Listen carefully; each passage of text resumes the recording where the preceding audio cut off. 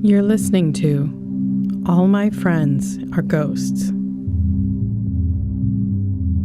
a long-form narrative drama told in 14 parts. Episode 11, The Problem.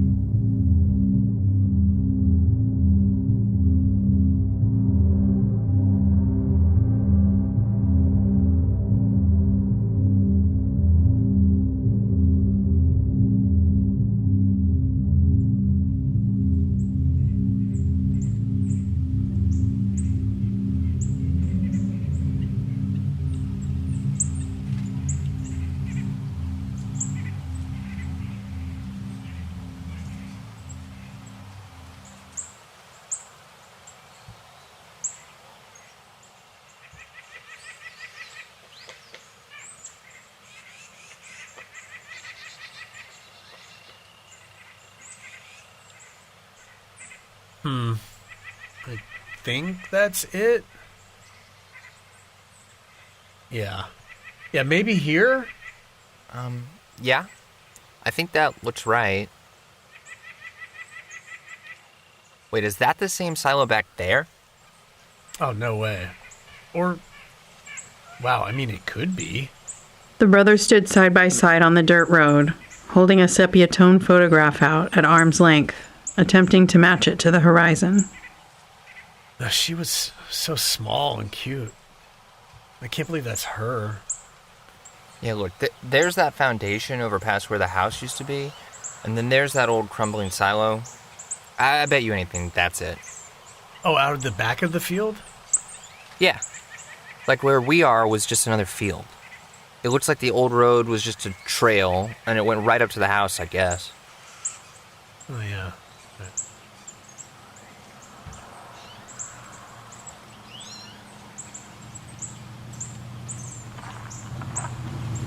Afternoon. Yeah. Here, let me see that. I don't want to lose any of these. I'll put it up. I need some water anyway.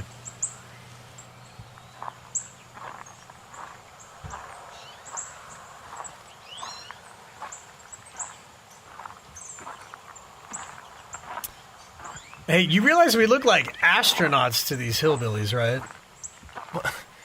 We're not walking around with long-ass beards and overalls, but I don't think we're that out of place. I mean, we're still just a couple of relatively tween-cut dudes. Okay, heard. But I was referring to this futuristic mommy-mobile we're cruising around in. Oh, this again. You know, I really liked my car. And it was me who picked it out, not Wendy. I mean, don't get me wrong, it's a fine car. And it's definitely great for a road trip. And it is undoubtedly a total mom wagon. But it's also like this weird-ass spaceship kind of thing, too. Spaceship? It doesn't even have a spoiler. No spoiler. No. But it does say turbo on the back in big letters. Ah, yeah. Got me there. You want your water? Nah, I'm good.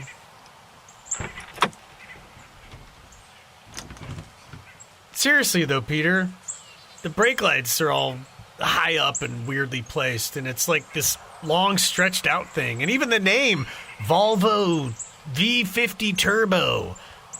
It's like some weird-ass European spaceship name.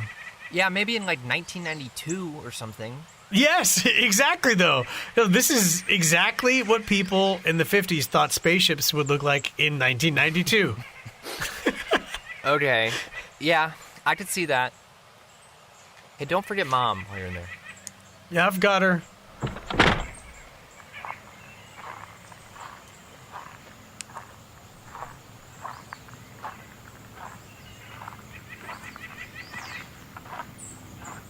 The two of them stood in the ankle-high brown grass, staring out across the golden beams of sun that pierced the treetops on the far side of the field, deep in reverie.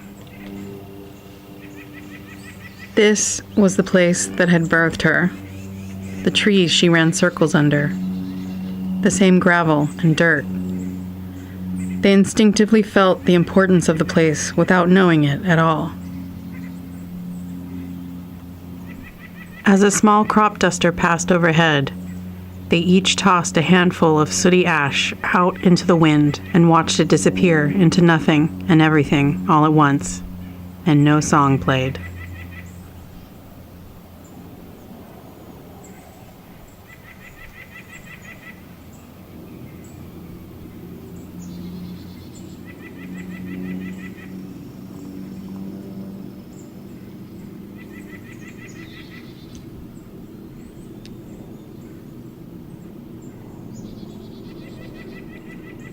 They sat in the front seat of her minivan in the parking lot of the Luby's cafeteria near her office in the medical center.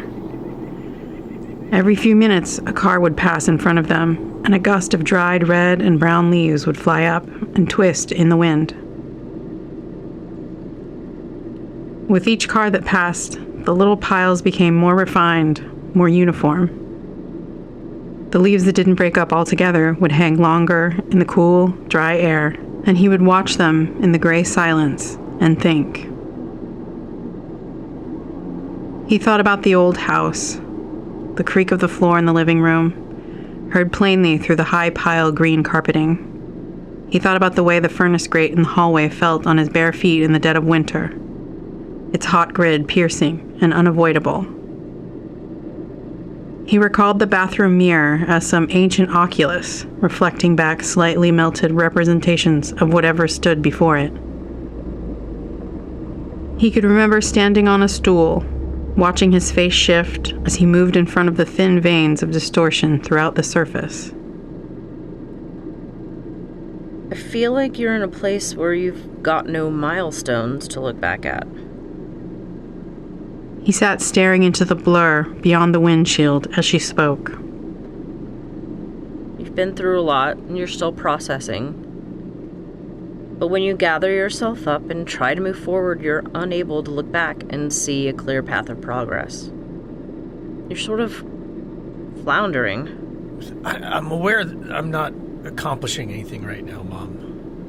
I'm not asking you for anything, so please spare me the thorough inventory of what an embarrassing loser I am right now. I'm not embarrassed by you, and you're not a loser. I just want to be helpful. I'm not judging where you're at in life. I'm just saying it's explainable. The way you're feeling. I understand. Anyone should be able to understand. Really? How is it explainable? I can't even have lunch with my... He caught himself just as the sting of reality hit his nose and eyes, and the back of his scalp tightened up, and he just stopped talking altogether.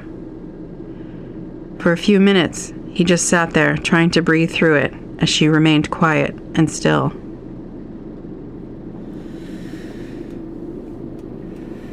All I'm trying to say is that you need to give yourself a break before you break down. And looking at it from my perspective, the way that you're feeling makes perfect sense. Because you haven't really been giving yourself anything to look forward to. Or to look back on. You're just standing still. You're wrong. Wrong about what, Simon? I don't know. All of it? All of it. You're wrong about how I feel. I don't feel anything. I don't know. I can't explain it. I feel nothing. I think it... He pulled at his sleeve with his fingers, bunched up the end, and swiped it at his face. It's like something pulls me out of whatever I'm supposed to be present for. Everything is plain and boring and normal, and I'm there. I'm trying to keep up, and I'm just sitting there, and then suddenly some thought flashes through my head about some unattainable happiness or some future daydream that I know won't end up happening ever, and then I'm just sucked out, and I'm sitting there crying. Listen. But I don't even feel anything. There's not even actual sadness. It's just like some physical, I don't know, purge or something. But there's no catharsis, just frustration. But really, not even that. I don't know. I can't explain it. I know. Sometimes she only needed to say one word to set him off. He wasn't sure if it was the way she said things, or if it was just some quality to her voice, like the grain in different kinds of wood. Sometimes she only needed to say one word to evoke this visceral, explosive reaction in him, which he could only occasionally muster the nerve to tamp down in a choked, wet clog of knots in his throat. His neck swelled instantly with the force rising in him, and he pushed at his face with both hands and half yelped like a whipped dog. Inside her, the same indistinct poison brewed, bubbling over in a longing to fix everything, some insurmountable need to make it right, whatever it was. Why didn't you tell me about this? Why did you let me go through this? What's wrong with me? Son, you can't be taught this. No person can sit you down and tell you about what you're going through right now. I don't know how else to help you, Simon. You've always taken me to greater highs and greater lows than anyone else in my life. That was true even before you were born, and it's still true. It'll always be who you are, and this is just part of it. This isn't the end, and it isn't anything you won't get past.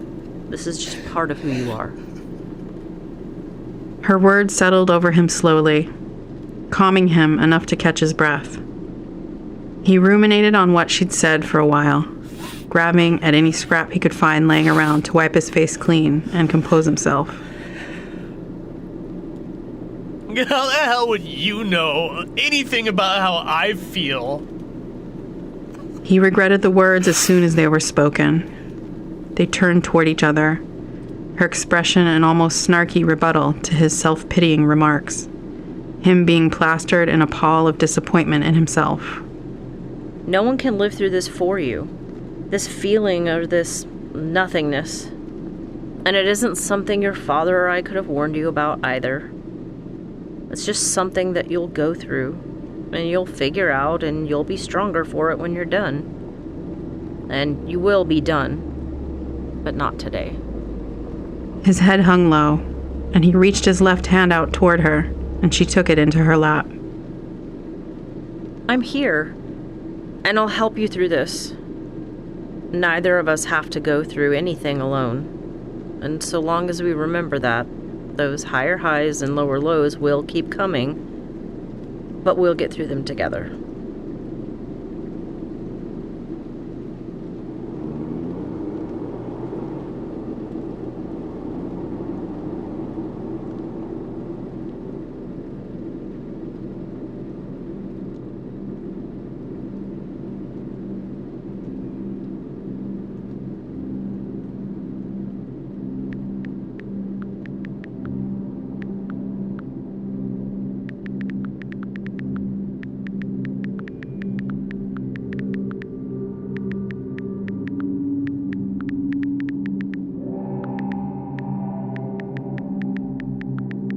How many times do you just keep saying, I'm just down, or it'll pass, before you mentally can't even entertain those thoughts anymore?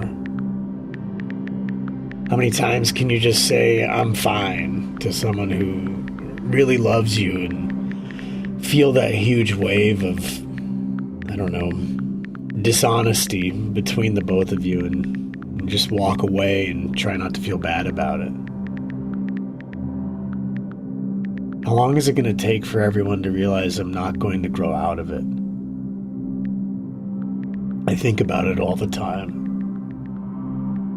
There's this murky film over everything now. I say now, but we both know it's always been there. It's just gotten so hard to keep humoring everyone when all I want to do is just, I don't know, leave. Not the city, not my job, just everything, life. They call it the coward's way out or whatever, but who is they anyway? Bunch of numbskulls in line at whatever chain restaurant just opened in their hometown, probably. I don't know. I don't see the point in all the stigma.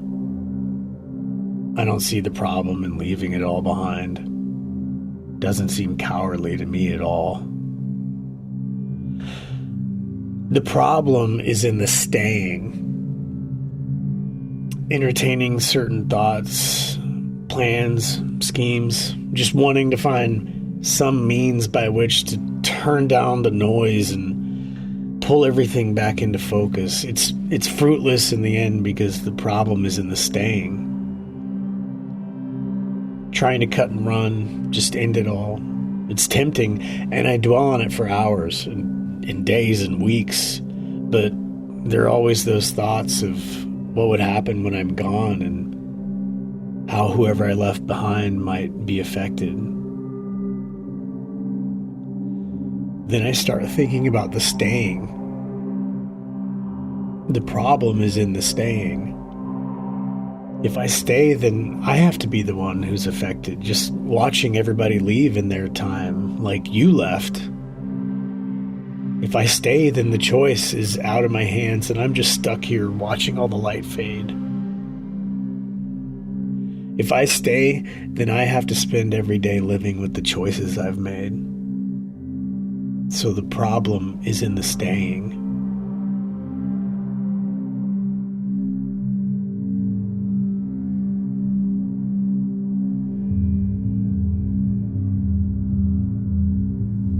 All My Friends Are Ghosts is written and directed by Blake Cormier.